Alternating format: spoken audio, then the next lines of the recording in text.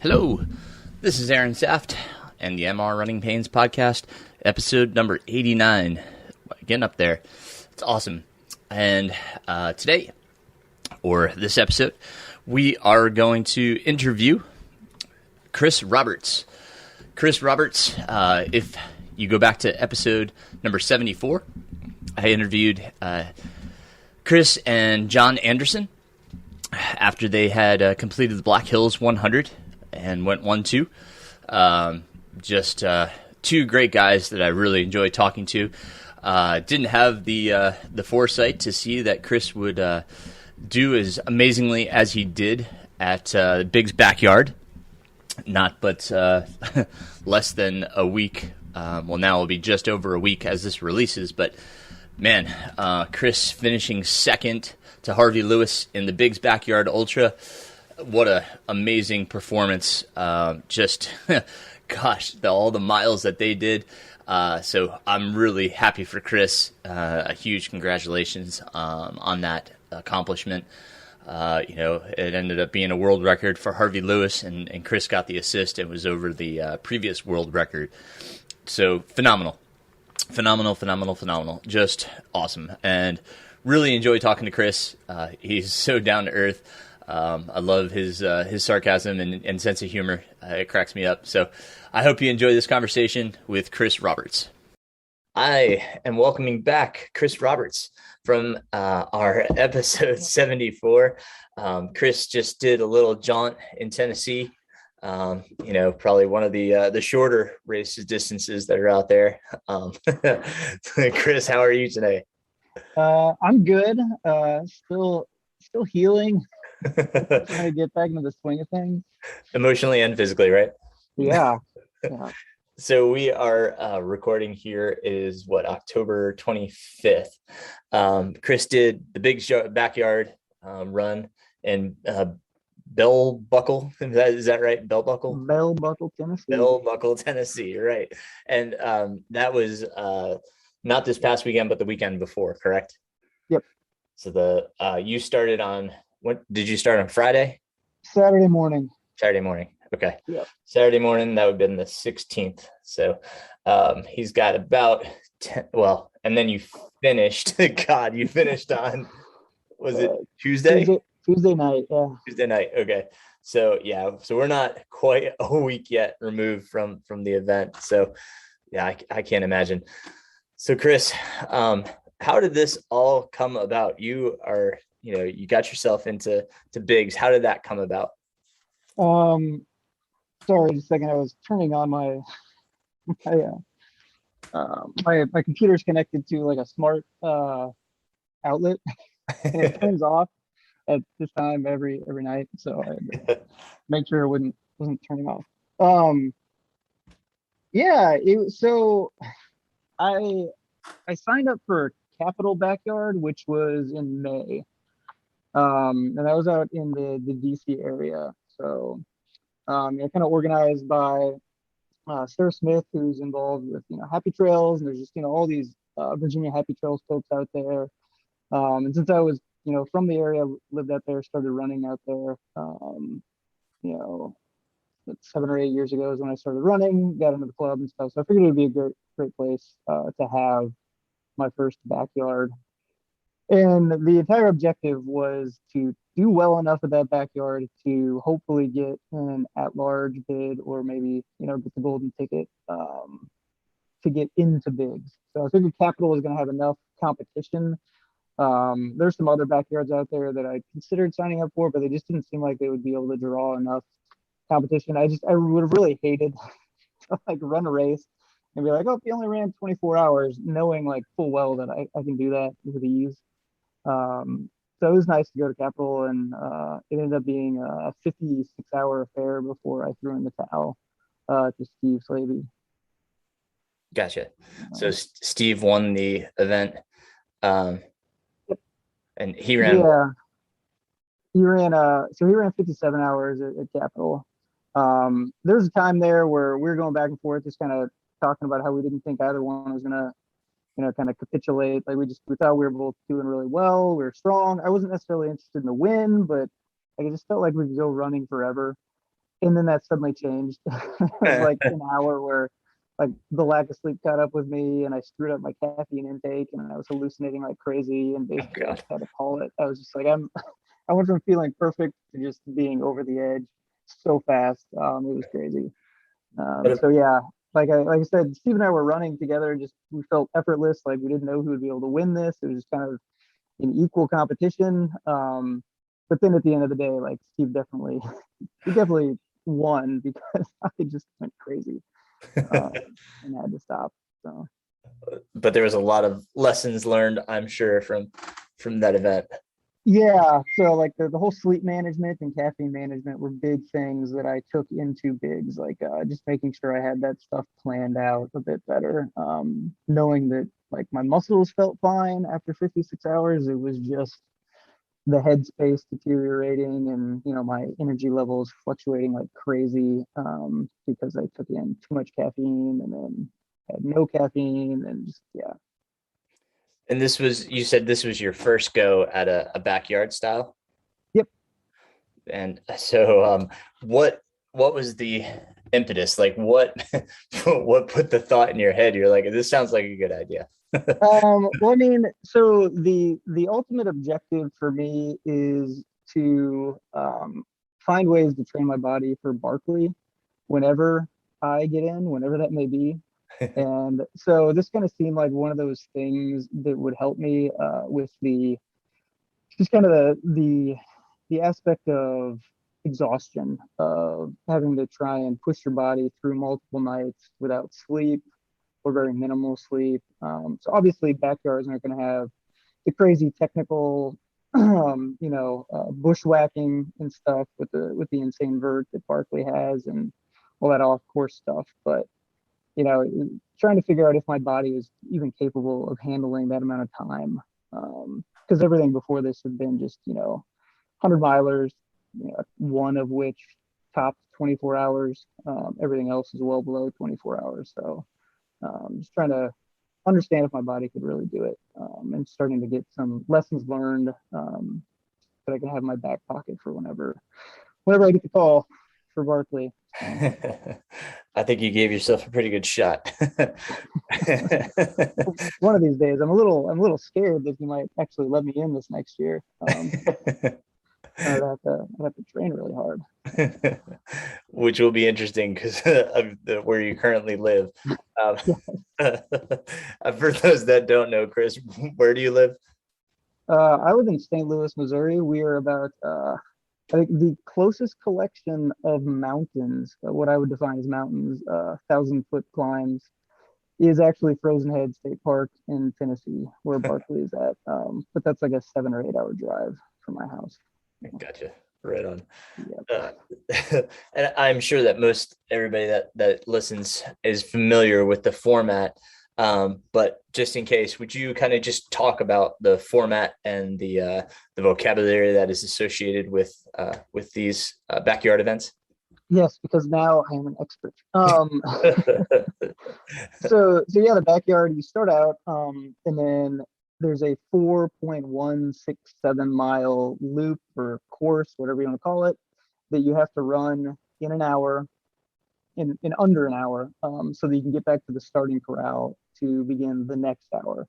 And you just keep going and going and going. At the top of the hour, you start a new loop and just it's like a new race every single time until you don't make the time cutoff or you just fail to show up to start the next hour.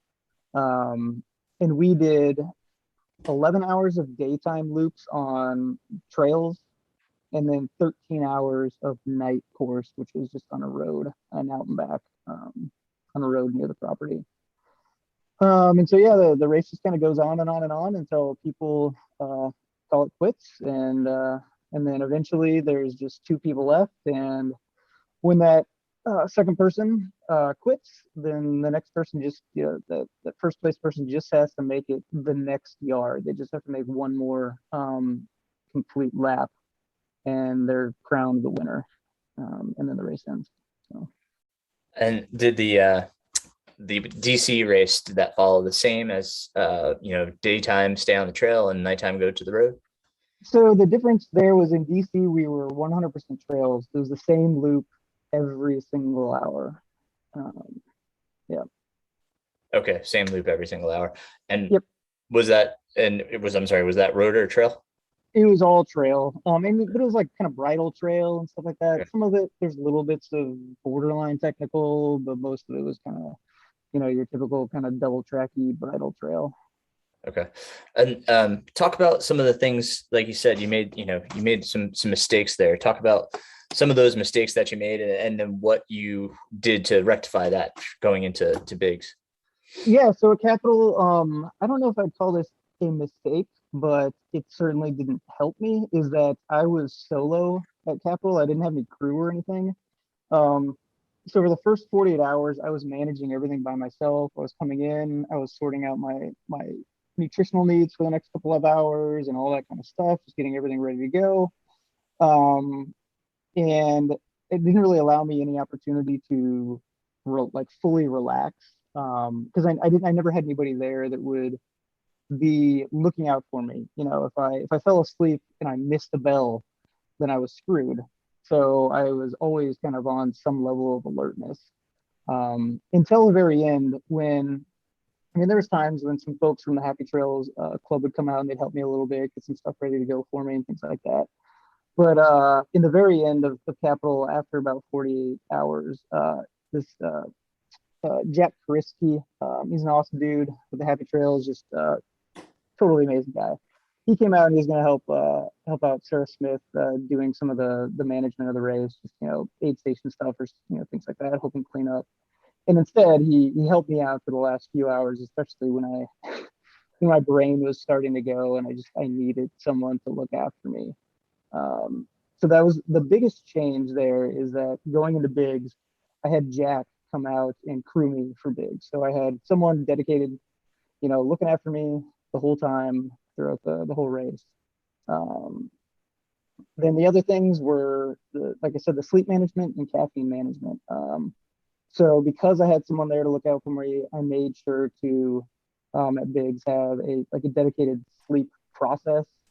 We had a cot, we had a 0G chair, I had blankets, I had like eye mask and noise canceling headphones with some rain sounds on an app, and I had a weighted blanket to kind of make me feel nice and cozy immediately. So I had this whole get up, so I could come in and just kind of get layered up in warm blankets and just feel at ease, and get a few minutes of sleep here and there. And then the other thing was caffeine. I had screwed up at Capital at one point and I'd lost track of my caffeine. I'd gone a few hours without any. And then I downed like an entire 5-hour energy, which after 2 days without sleep and also being a person who doesn't take caffeine in his normal life, it was dramatic. It just totally ruined me. The high and then the crash afterwards. So I made sure at Biggs to have a more like a more managed caffeine intake. I had these little like 50 milligram strips. They're almost like little mints that you put in your mouth and they dissolve. And I just had those on me at any given time so that I could take them whenever I felt like I was starting to lose mental focus. And that really helped. Did you pick up anything from the other runners in either race that you incorporated or, learned from and probably would make some adjustments? I don't know. I think the only real thing I would say there is that you see some of the runners that really make it for a long period of time at these races, they're very slow and just diligent with their pacing, especially early on. Like it feels painfully slow to be running, like 12-minute miles or something on a road, when you're fresh. But so it's kind of like weighing that. Do you want to get in early? Do you want to do like normal miles or 10-minute miles or something? They're still effortless, but it gets you in with 20 minutes of time to spare. Maybe that's too much time because you cool down. You're just burning a tiny bit too much energy. So some of these these experienced backyarders tend to go a little bit slower. But maybe it's a couple minutes per lap slower than I and would be accustomed to. So I might going forward try try and slow it down even a little bit more, just to manage the energy levels a bit. So with that comment, you would consider doing that again? Doing the race again? Yeah. I mean, I don't want to. I feel like I did, like I've achieved everything I wanted to achieve with the race format, but because like the main objective was like train for Barkley, kind of just get a feeling for what would come around for Barkley. But then again, I did so well that I'm most likely going to qualify for the Team USA for the World Team Championships next October at Biggs. And I would feel like a real jerk if I didn't accept that invitation. So, yeah, I've probably got at least one more backyard entity, but I'm not doing anything until anymore until next October.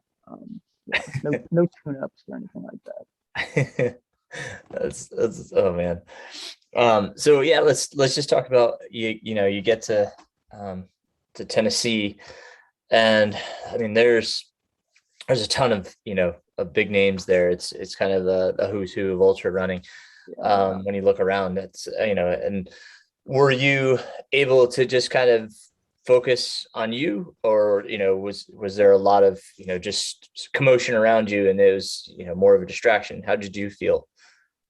I mean, I felt pretty confident in my own abilities. I tried not to get too starstruck. It's a little hard when like Maggie and Courtney are walking around and I'm just like, oh my God, can I please have an autograph? But at the same time, I did a pretty good job of just trying to stay mellow and stay focused on what my objectives were. And like I said, I didn't feel out of place there. I felt like I belonged, with knowing how my capital backyard experience had gone and knowing what the problems were.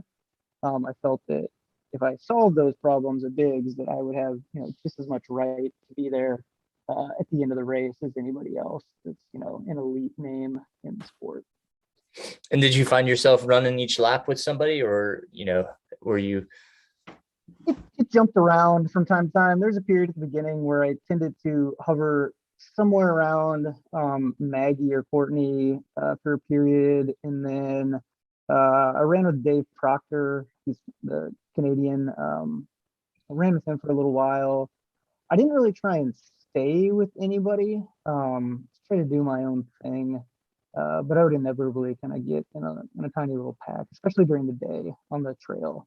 At night, I was usually just trying to, I don't know, do whatever I wanted to do, what felt right for me, and ignore everybody else. Yeah.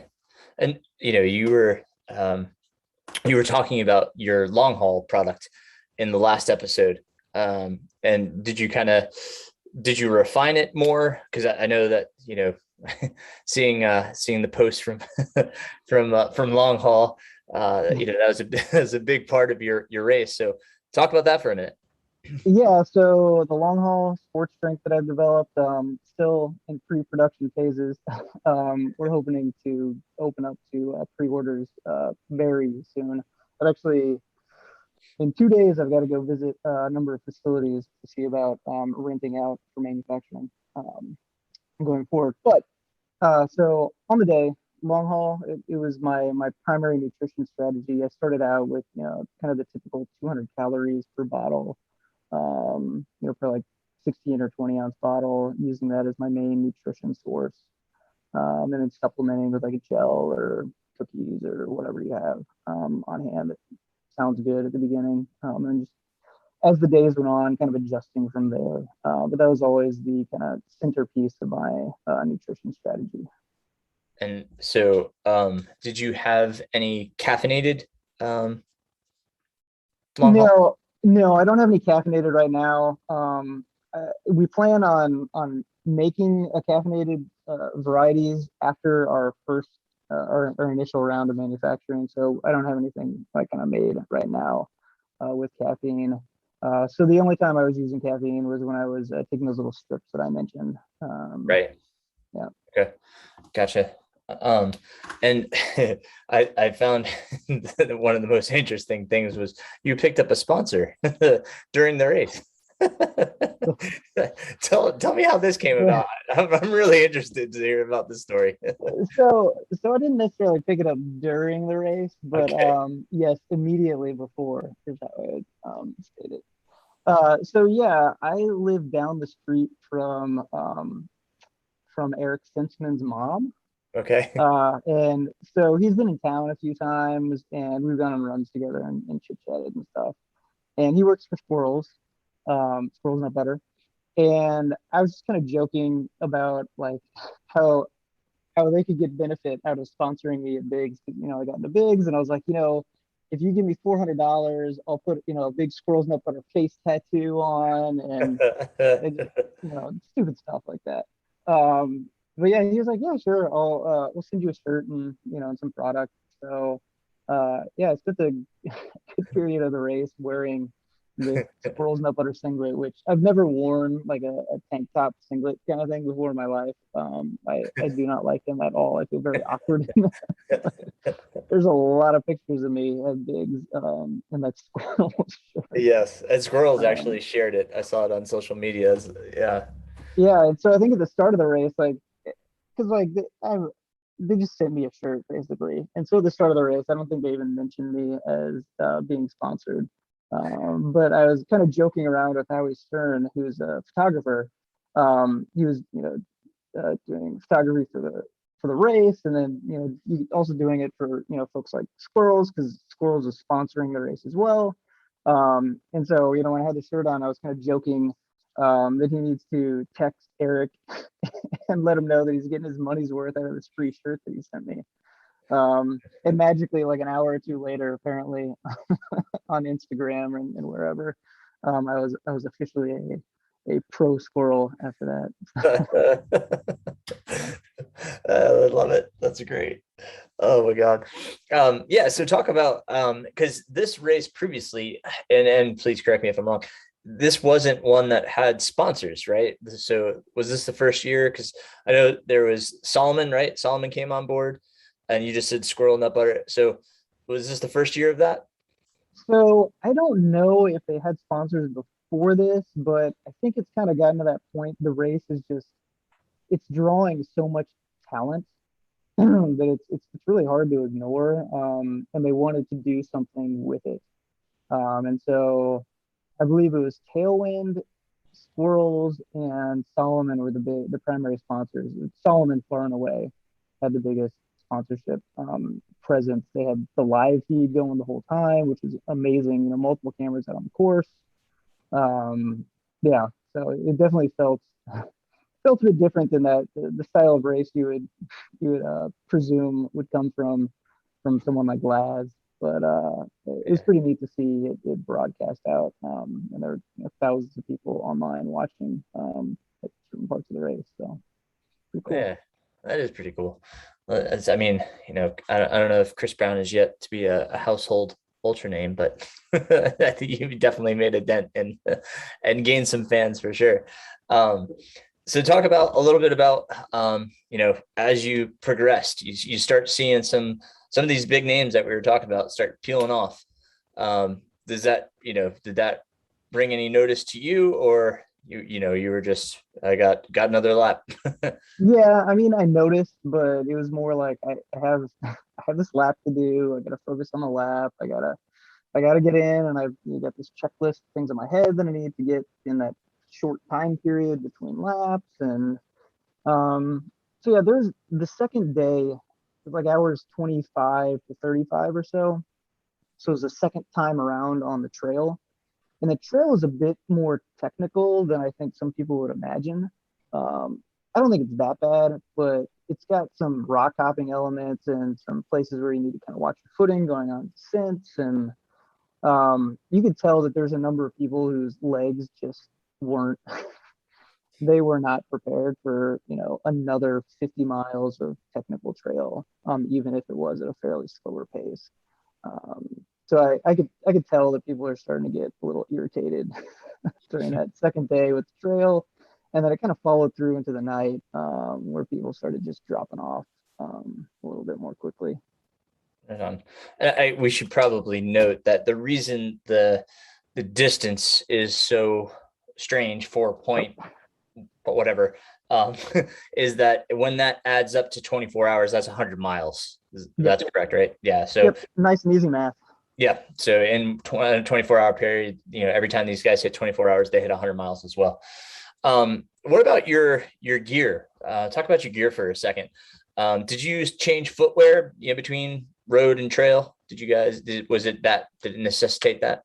Yeah, that was the plan. There was one time when I didn't, but we can talk about that later. It's towards the end, when everything was falling apart.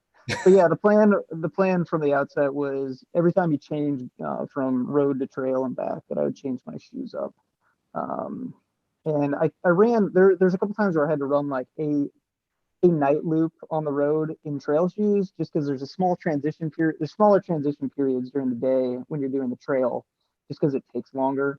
And so it was easier to do like the whole gear change thing after the first night loop, where you could pad in 15, maybe 20 minutes of time, whereas on the trail you might have only gotten like 7 minutes of time. But I could tell like in the second day when I did that, my feet did not like running in trail shoes on the pavement. Like it just, the knobbiness of the shoes it felt terrible. So it was nice to get a new pair of road shoes on every night. So. Yeah. What were you using, just out of curiosity?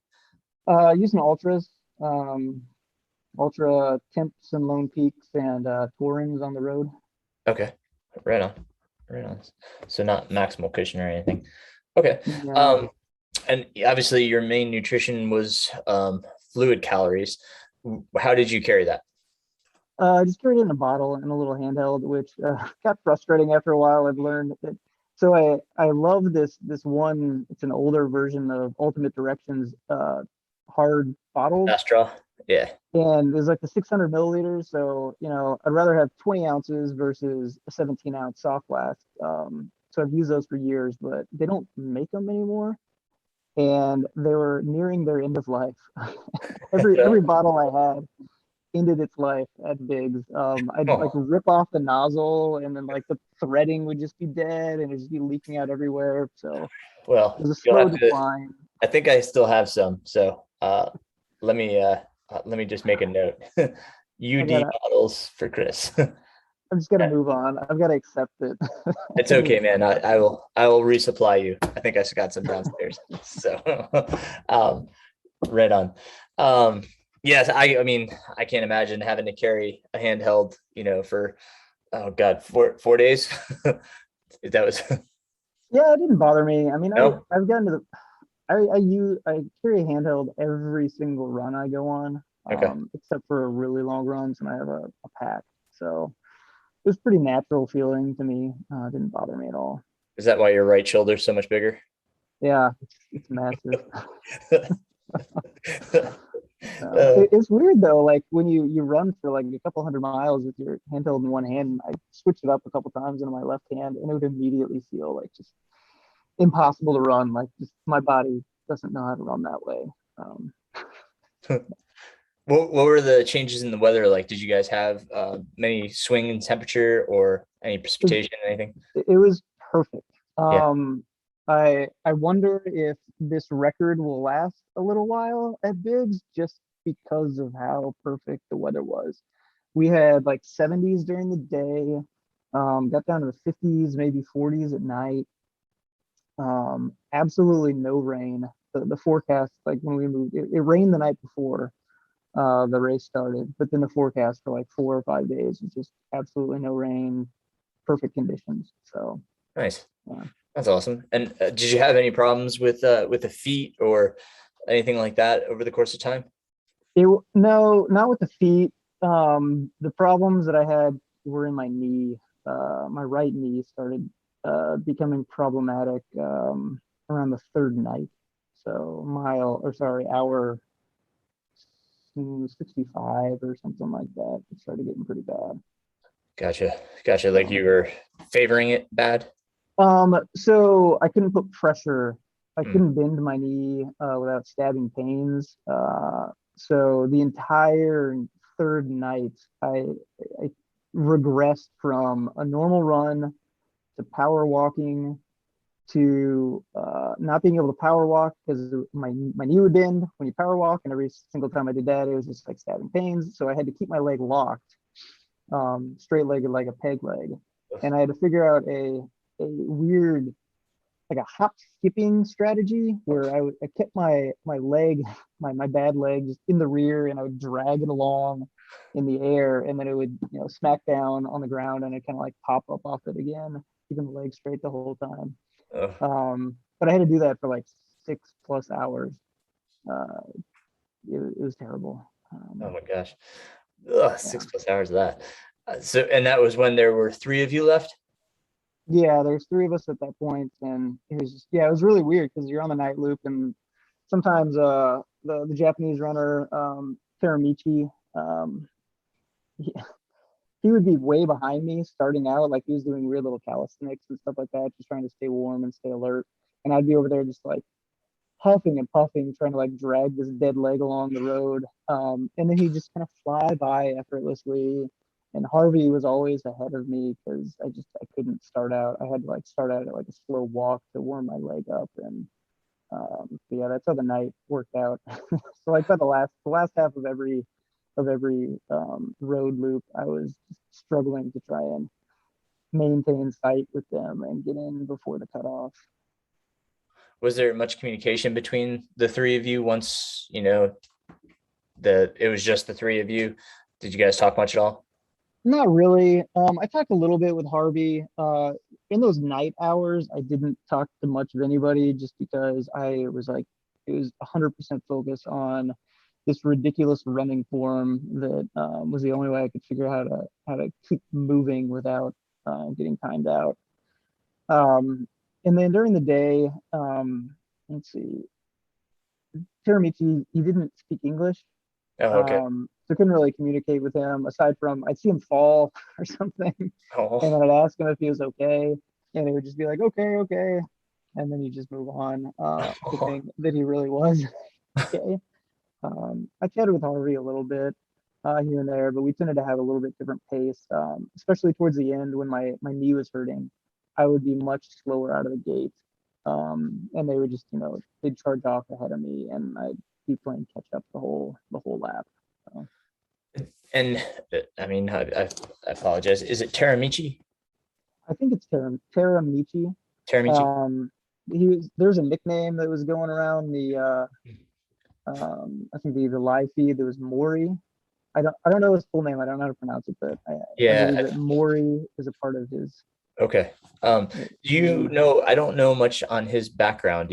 Have you heard much? I don't know much other than I saw that he'd been at Biggs before, and he might have like some kind of Japanese like trail records for like multi 100Ks, like a 400K style race or something like that. Okay. It seems like he had some experience with the fairly long races. So. And you said he was having problems staying on his feet. Yeah, the last day, like hours 73 through 80, you could occasionally hear him out in the woods just kind of talking to himself or yelling at himself. You could tell he's probably trying to keep himself awake. And I could tell he fell a number of times. I kind of stumbled upon him falling a couple times, and he was working hard trying to stay awake, stay upright. He had a lean that he was working on for the last part of the day. So yeah, physically he was just kind of deteriorating and just grunting it out for hour after hour. So. And that's eventually what actually took him out, right? Was a fall. Yeah, so we heard that he fell after the fact, but yeah, we were just waiting at the starting line for the next lap, and he just didn't come in. We were shouting and cheering, trying to get him to come in, and started the next lap, and it kind of goes out onto the road before it comes back into the camp. And I stopped at the turn out onto the road and got to watch him come in after the cutoff, and it looked pretty emotional. So, yeah. Did you get to see him thereafter? No, I did not. So I went on for a few more hours and didn't really get a chance to see him at all after the fact.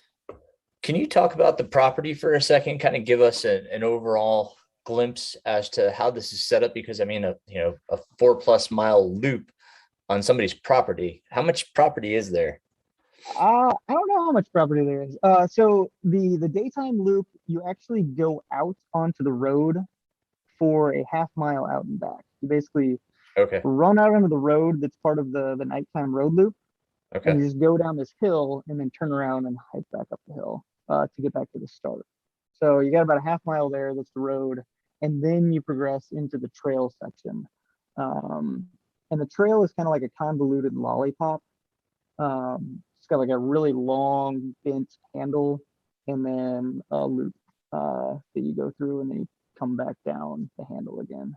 So So there's an out and back section um after the there's so in the loop, or so in the trail section, there's technically an out it's technically an out and back with the popsicle or lollipop format, but you're never going to see another person because everybody's got coming okay. against you. Yeah, Yeah. because the lollipop section is like at least a mile long, I think. It's about 20 some minutes that you'd be in that. Gotcha. And aid is all on you. So Aid, yeah. yeah. Um, I mean, there's a couple times where I was able to sneak some hot water from a table, or somebody lent me some food. Steve Slavey graciously offered me 2 quarts of white rice, which I desperately needed at one point in the race. But yeah, other than that, it's just kind of like it's your responsibility to get your aid sorted out. Water, everything. Yeah, I think there was like spare water jugs around because I don't believe I brought enough water. I had like 8 gallons or something, and I don't think that was enough.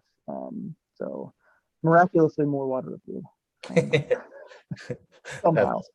That's Just like delicious food miraculously appeared on day 4 when I had additional crew just kind of flock in and help me out of nowhere. So oh, that's great. That's cool to that was hear. pretty awesome. That is. And Steve, going back, Steve was the gentleman that won the backyard burn in Washington, D.C., right? Yeah, and he ended up tapping out at around 53 or 54 hours this time around. Okay. I think it was one of those things where you have a bad hour, and you just don't have enough time to recuperate, and then you're done. So Gotcha. Gotcha. I mean, it sounded like, once that knee started going for you, it was just, man, it seems like that'd be a bunch of bad hours in a row. Um, it was, where you go ahead and talk about that.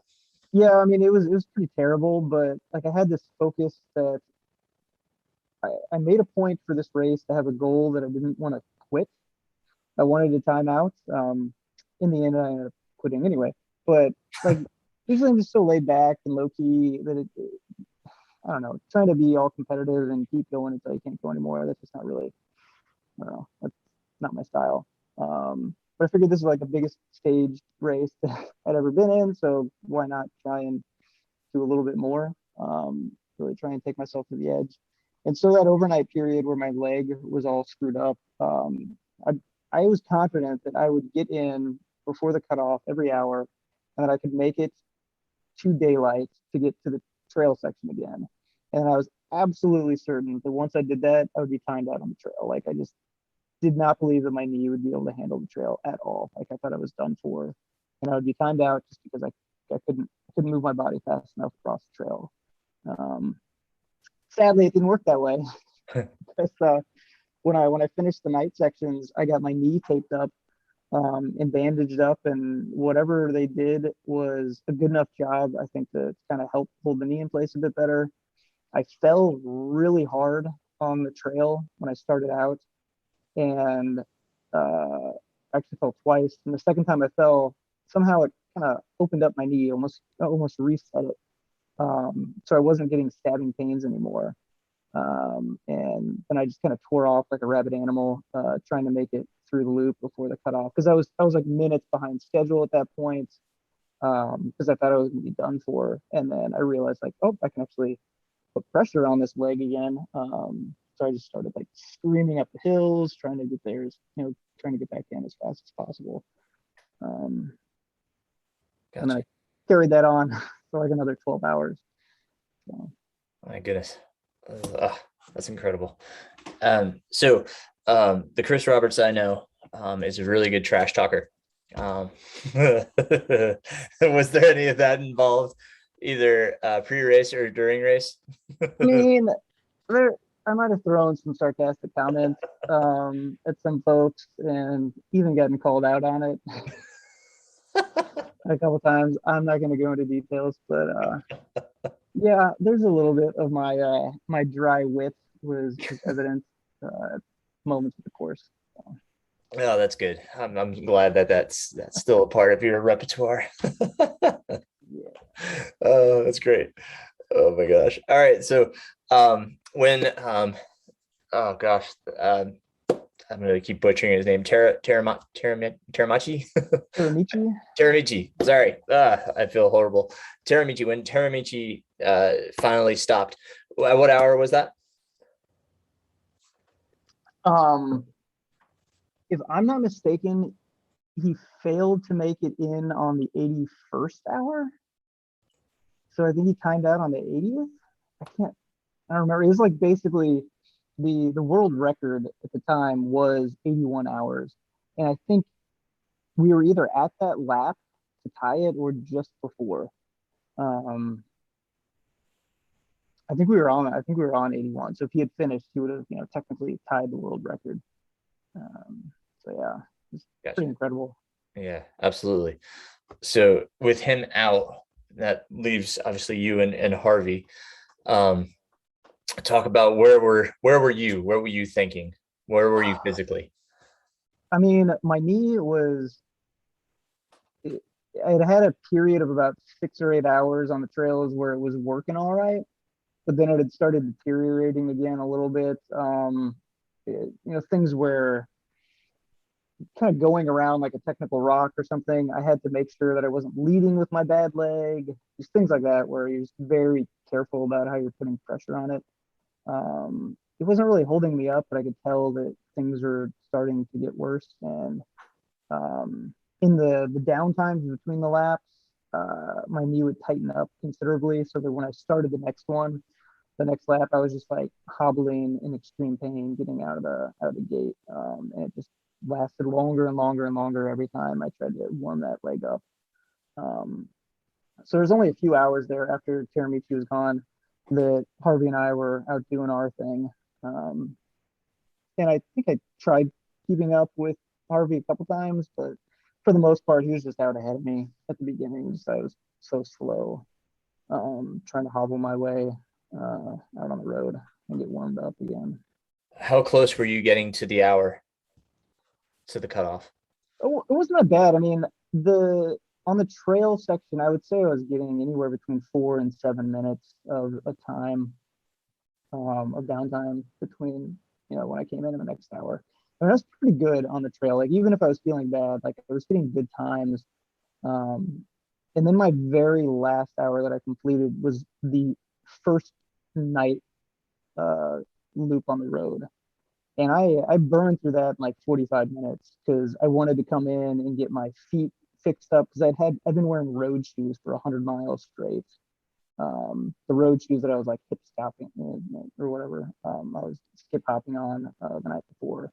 And so like my feet were all blistered up and screwed up from that weird effort, and I just needed new shoes. So I came in, got new shoes. I had to get my knee like fixed, like retaped and everything. And so I figured I needed time. So I hoofed it pretty fast to get back there.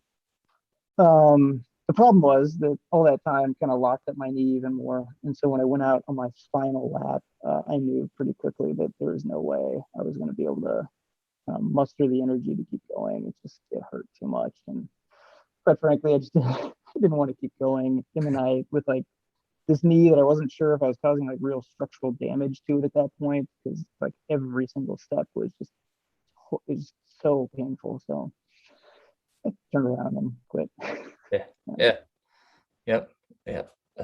That's, yeah, I mean, yeah, you went through a hell of a lot more than most of us would have. That was incredible, dude. Like, I mean, I'd wake up and check on you and still going.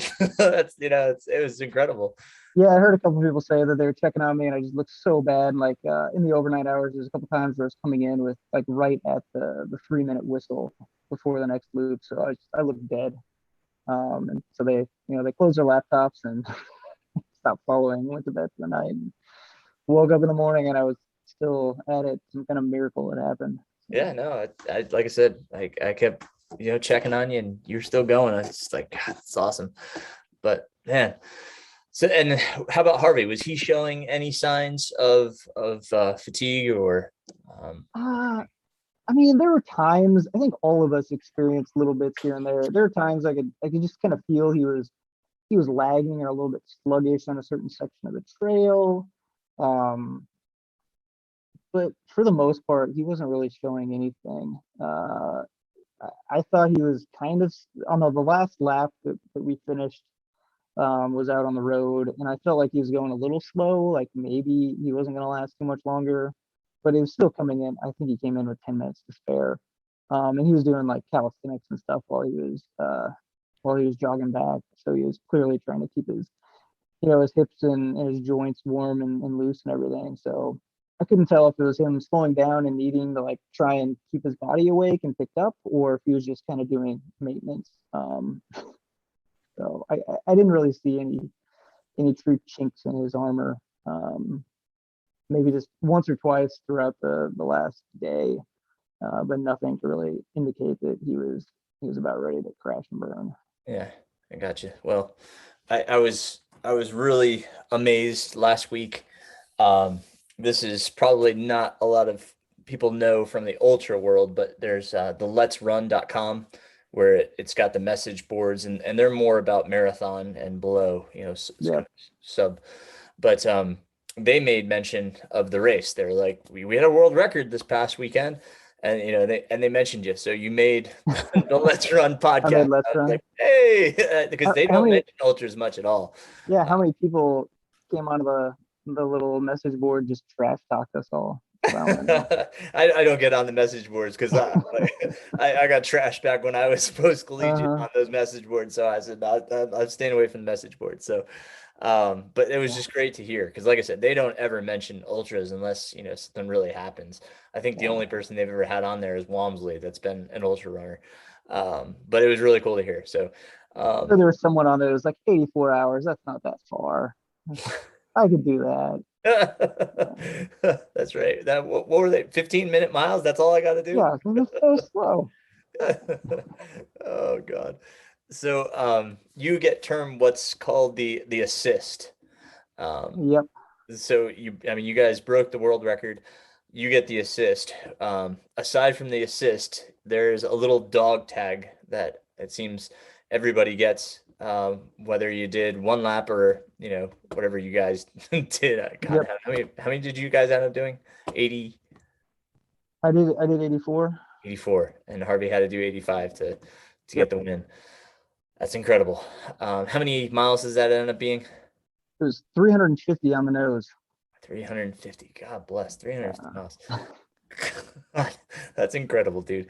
I mean, like it's you got your time on feet to know what that's going to feel like for Barkley. I mean, other takeaways. What else? I mean, I know you're gonna have to work on orienteering, but Yeah, definitely that. It definitely solidified my love for trails and hate for roads. I just there's people out there that's like you could tell like they were in their happy place on the road, just smooth sailing. It was miserable every mile on those roads. I just wanted to be off of it. So um, were you yeah. listening to music or anything like that? No, I listened to music 1 hour. That was it. Um, it was when my knee was screwing up, and I was like I needed something to pump me up. So I listened to some Dua Lipa for an hour. That was my pump up music. And There's got to be a meme for that. uh, I mean, you can. I'll make a video of me doing my little hip step, my hip hop thing, Yeah, and please. blast some Dua Lipa music in the background. I'll put it on my YouTube channel. That'd be fantastic. Yeah, I mean, I was all ready. I had a whole playlist going. I had like my kind of like mellow Taylor Swift stuff and some like '90s alternative music. but I just, yeah, never ended up feeling the need Okay. to listen to music. So, Gosh, yeah. that's incredible, dude. For that long, man, very cool. God, this is so incredible. What else? What else can we take away from this? Don't do it again. Don't do it again unless you feel guilty and are, guilt tripped into doing it. Yeah, I don't. Once a year is going to be more than enough for me. Hopefully, I can get out of this Oh my God. sometime soon. I don't love it. There are much better races that I can imagine doing. So Yeah. Well, I mean, it's that, like I said, absolutely incredible. I mean, I don't think there's a person that can listen that just wouldn't be like, that's amazing. Um, so please tell me nothing else the rest of this year. I, I got Hellgate. I always have Hellgate. Yeah, it's gonna be like, I think, my seventh year in a row. So God. my concern now is that my knee is not going to heal quickly enough, and I'm just going to be super slow when I get out there. And John Anderson's going to beat me for a second year in a row. Oh And I'm man, just, you're not gonna let that down. I don't know how I can live with that. So I don't it's know, going to man. be. I don't know. I'm just hoping that my knee heals quickly and I can get back to some training in a couple weeks. Well, I would just start the trash talking now and getting in his head, get that There you working for you, and go. Yeah. I think that will help. But Hellgate is December. God, what is it? Yeah, it's like second weekend in December. Right, yeah. So, Okay. God bless you, yeah, Chris. it's coming up. And I mean, and then you'll be putting in your application for Barkley. And Yeah. that would be next April. Is that right? I mean, if I get in, it'd be next April, but I don't really know if that's going to happen. There's going to be a lot of international folks coming in because no one, presumably, unless there's another COVID travel restriction. But yeah, last year they couldn't get hardly any international folks, so it was a domestic heavy year. So this year is 2022 is supposed to be heavy on the international. So I wouldn't be surprised if Laz just let me wait in my spot on the wait list for a while longer, which that's fine. Are you going to come back for Hellbender? So if I don't get into Barkley, I will probably do Hellbender. All right. I would like to. So awesome. Yeah. Awesome. That'd be great to have you back. Yeah. Yep. The registration opens this weekend. You guys already got my money from like 2019 or whatever it was. I ain't got it. 2020. Somebody's got my money. I sure don't. But man, Chris, I was awesome. I loved hearing your story. What did your kids think? Well, I really want to hear about what your family thought. I mean, my kids seemed kind of excited. Like they made little banners and stuff. Yay, daddy's running and all that. But I don't know. They got to play with their grandma for a couple days. So I think they're more excited about that, to be honest. No. Yeah. Yeah. Oh, it's hard when they're that age to comprehend what you just did. Man, that's just. I don't think they really care. My wife was pretty supportive. She's I don't know. She was glad to see how far I went. And pretty proud of me. So it was nice to get that support. And I was so thankful that she took on the load of looking after the kids for the better part of a week while I just, disappeared to go play in some guy's backyard in Tennessee. So. Oh, it's fantastic. Yeah, it's great to have a supportive significant other when we do crazy things like we do. Definitely. Sure. And now I just got to figure out how I'm going to pay her back. Am I going to have to send her on a vacation? A little 7-day vacation, wherever she wants to go. Yeah. Oh my goodness. Yeah. We can never pay them back enough. That's for sure. We try to take them to some cool spots, but they've got to wait while we're out there. Yeah, I love it. How it's always like, hey, let's go on this vacation. By the way, there's a race that I'm going to do. So. But it's going to be really cool. We've got a cool family vacation, which I can't say because it's a surprise to the kids. But then after that, I'm heading to Arizona for Black Canyons. So Nice. I'm hoping to bring her along, and the kids will have school. So, but cool. What month is Black Canyon? February. February. Okay. Yeah, February. So I'm going to put in for Western States again, but Yep. yeah, it's like my focus obviously is going to be on Hellbender after Black Canyons, trying to prepare and get that stuff together. Yep. And if I don't get into Western States, I signed up for the Bear. Oh, nice. Yeah, so I'm pretty excited about that. Yeah. Some different Cool. spots. Yeah, I'm still not sure what I'm gonna do in the fall. It might be nothing. I don't know. I signed up for Bighorn. That's enough nice. time. Yeah. I think for some downtime between then and like a September race, but then again, I don't know. Bighorn's a beautiful course. I absolutely love that. Even like I'm not a huge out and back guy, but that was like it's you can't remember everything because it's different times of day. So it's a great choice. Great place to go. And I mean, you can go so many cool places after that race. So yeah. And I don't want to do Wasatch. I just don't know if I'm going to be able to fit it in. I was supposed to do it this year, but I decided to pull out so I could focus on bigs and not be dead by the time I get to Tennessee. So I think it worked out. It's just I still need to run Wasatch sometime. Yeah. It's on my bucket list too, but we can only do so much. It's tough. It's tough. Oh man, Chris, thank you so much, buddy. Congratulations once again. It was tremendous. Thank you. It was great chatting with you. It was a lot of fun. Absolutely. I had a great time. Thank you. Yeah. Once again, congrats to Chris on this amazing performance. I couldn't believe the things that he said, and oh man, what a joy. What a great conversation. Thank you, Chris, and congratulations once again. Well, things here in the MR Runningpains world has been extremely busy.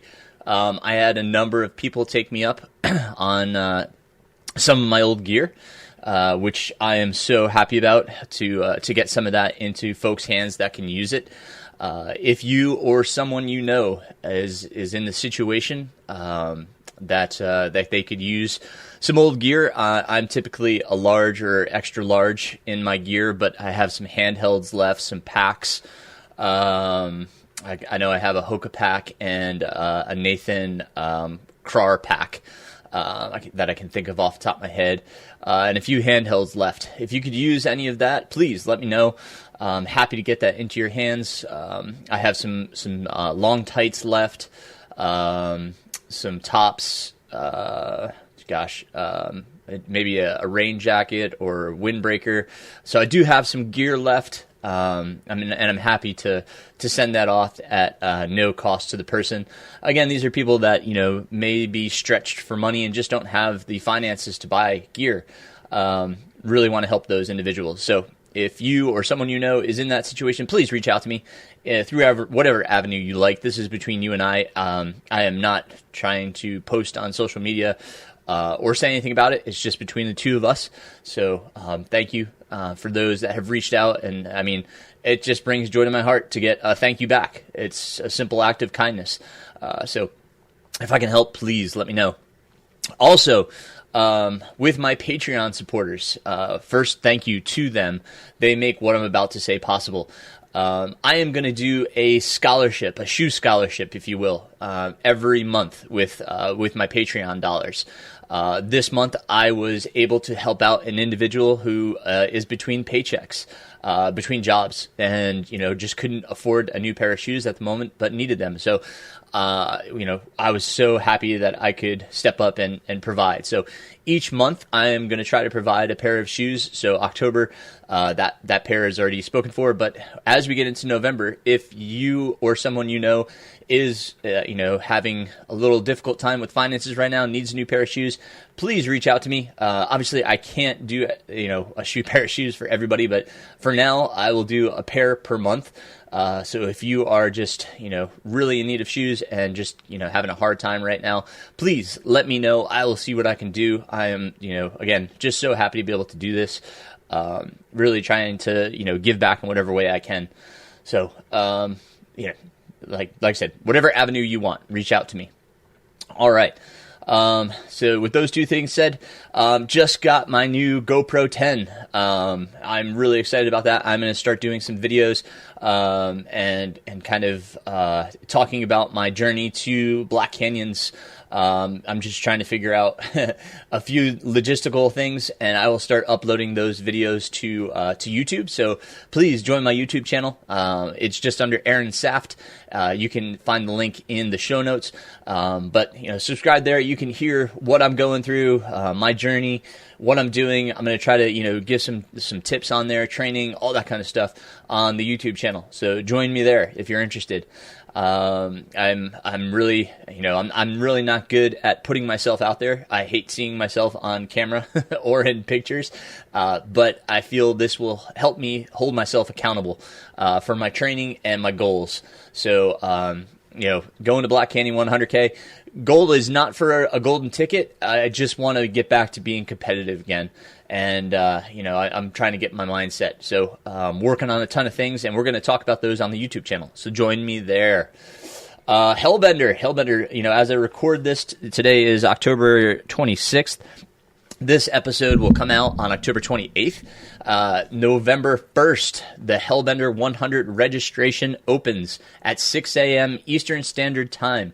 So, hop on there. We've got 75 spots for males, 75 spots for females. I hope you'll join us. It is on Ultra Sign Up. So, please, sign up, and I can't wait for the event. The event will be next May 6th and 7th. That's 2022. So, with that said, lots been going on, trying to get ready for it, trying to get registration ready. Super, obviously excited to be able to bring that event back and be directing it again. I thank the Run 828 Foundation for that opportunity. And join us on the Hellbender Podcast. That comes out the first and third Saturday of every month. I am also your host there, and we're talking all things Hellbender. We've gone over the course, volunteering, aid stations. We've been talking about a lot of different things on that podcast, trail work, everything. So join us over there. Subscribe. I just got it up on the Apple Podcasts. Finally got the artwork to work there. Anybody that's kind of been through that process knows that it's not easy. So I'm glad that's finally up. Trying to get it on all major listening platforms. There's a lot of hoops to jump through, so I'm trying, but it is up on Apple Podcasts now. So with that said, please subscribe, share, all that good stuff. Same thing as you would do here. Subscribe and share. It's just tremendous for that kind of help. Again, if you want to help me with my shoe mission, getting, I'd love to be able to do more, as this podcast grows. But if you can subscribe to Patreon, even $1 a month will put that dollar towards a pair of shoes for somebody that, is in need. So you'd be helping another runner. Really appreciate that. I appreciate my Patreon supporters being supportive of it. I reached out to them to make sure that they are okay with their dollars going towards that, and they most graciously said yes. So, I am super grateful to be able to have this opportunity, and if you can support it, follow the Patreon link. It's in the show notes. It's on my website. And with that said, November 1st, again, rolling around the corner. So November newsletter, my MR Runningpains newsletter will be coming out, around the first of the month. So, if you haven't subscribed to the newsletter, please go over to my website. Once again, mrrunningpains.com, and subscribe to the newsletter. All my old newsletters and podcasts are archived on the website. You can also find out about my coaching services. I will have a few spots opening up here as people finish up their fall goals. So if you are looking for some coaching and you want to have that conversation to hear about what I do, what I believe, and how I can potentially help you, just reach out. And you can reach out through the website or through any of the other social media avenues that are listed in the show notes. Really, I've been, really enjoying this process. Just finished up the USCA ultra running certification. Pulled some really good stuff off of there. Jason Coop assisted in creating the modules for that, so really enjoyed that. Passed my test with a 95. I got it was 150 questions. I got 143 out of 150 right, so pretty stoked about that. I'm going to go through, I think I'm going to try Travis Macy's Ultra Mindset course. It's a 2-month course, but it works on, working on mindset, which, I think is obviously a huge help to any athlete at any level, or just any individual. So I'm going to try going through that. We, as a group, as my coaching team, we did a book review this month of Travis Macy's Ultra Mindset book. So we're going to be talking about that, but I looked a little more in depth and signed up for his newsletter. Really liked the book. Really dug what he was saying. I finished it up on a run just yesterday, kind of getting back to training. And like I said, starting up my training for Black Canyon's 100K. And I found myself, in the flow. I'm going to talk about it on my YouTube video. So again, join me there. Anything else? Son's finishing up his cross country season. The dude smoked it last week at his conference meet. He's a freshman. He won. It's debatable. I have to look up the official results. He either ran 15:59 or 16:01. But as a freshman, super stoked to see his performance. Super excited for him. His state quals are this weekend. So I'm looking forward to going on and cheering him on. I know the season's getting a little bit long for him, so I know he's looking forward to it coming to a close. But I'm just overjoyed to see his success and what he's been doing. So tremendous job to him. And other than that, I just hope everybody is enjoying, once again, the fall. Oh, man, what a beautiful time of year this is. Leaves turning colors, temperatures dropping. It just feels amazing. All my athletes are like, I'm running so much faster. And it's just this cooler weather is just, it's just what we needed to run some fast times this fall. So hope you're out there enjoying it, training. And like I said, if I can answer any questions, you have any comments, any guests you want to hear from, please let me know. Reach out to me again through the show notes. You can reach out through whatever avenue is best for you. I really am enjoying having the opportunity to talk to these amazing runners. Chris Roberts, once again, congratulations. Thank you so much. And thank you all. Thanks for listening, for supporting the podcast. And I can't wait to talk to you next time. Until then, keep running, my friends.